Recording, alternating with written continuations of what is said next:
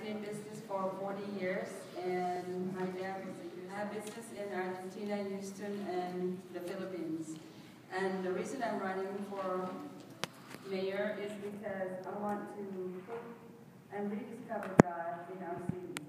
Once we have God in our city, we will have peace and order, and also we will make our city prosperous. Because God can do wonders and miracles. And a lot of people doesn't believe, but once, these things happen in our city, we will be the example of all the cities in the United States.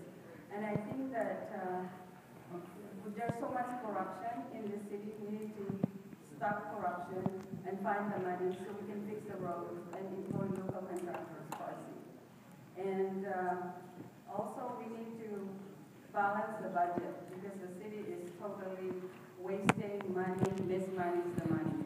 So we need to find why we are the number 4 progressive city in the United States, and we're not supposed to be broke. We're totally wasting money. Thank you. Victoria Lane.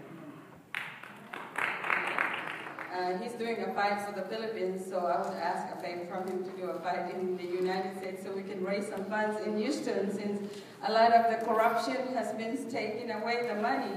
And I think that we can manage ourselves by also, if we have God in our lives, knowledge comes from going to school, but wisdom comes from God. If we pray to God and ask guidance, I think He can give us direction how to manage our money here in Houston, where we don't become bankrupt like the city of Detroit.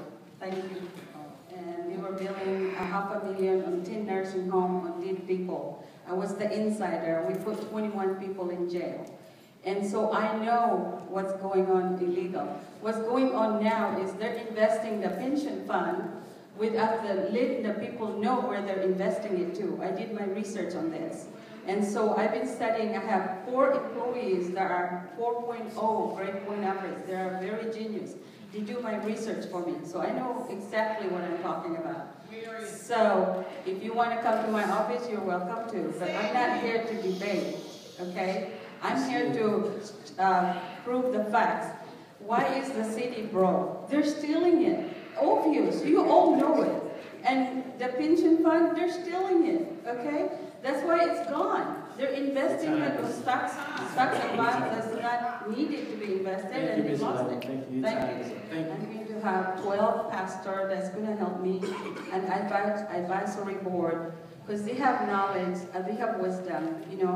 There's going to be 12 pastors that's going to advise me, because I'm from the Philippines, and I've been here 45 years, and crookedness is, I've seen a lot of crookedness in this country and also in my country. So we need to make some changes. So the key is, if we do wisely, we can create how to solve all this problem. And God can do wonders and help us how to make it right. Thank you. God bless you. You come here and you work in the restaurant, and I think if you've been here like 5 to 10 years, we should give them a chance. Because if we get rid of all of them, who's going to cook for us? Who's going to mow our yards, So remember, it's kind of hard, Most people doesn't want to do the hard stuff. The Mexican does. You see the movie about A Day Without Mexican? The whole country collapsed. I feel like we should give them a chance. Because they came here and they work hard. And I'm telling you, they are a good cook too. I go to this type of restaurant. And I like their food. Thank you. And I don't think that when someday I take a shower on the ladies' locker room and a guy shows up and take a shower with me, I don't feel comfortable with that. So I believe that God is not going to bless our city if we all become gay. All right. What's happening now, we need to pray for Ines Parker, because really, she's really sick in the head. And she needs the Lord. And I think that if we change her, maybe she doesn't go to Washington and change some more laws for us. Because what she did is wrong. So long as there's going to be Sodom and Gomorrah in our city, I think the pastor should preach about that. And if you don't want to marry anybody that's men and men, you shouldn't marry. because I will support you. If you have to go to jail, I will find a good lawyer for you. Because the Supreme Court is going to put you in jail, so we have to find a good lawyer and have some petition against you. We have flood in our city. When it rains, it floods so quick. So we can drill a hole deeper and reduce the flooding by having, and then bring tourism to our city and build a bunch of hotels.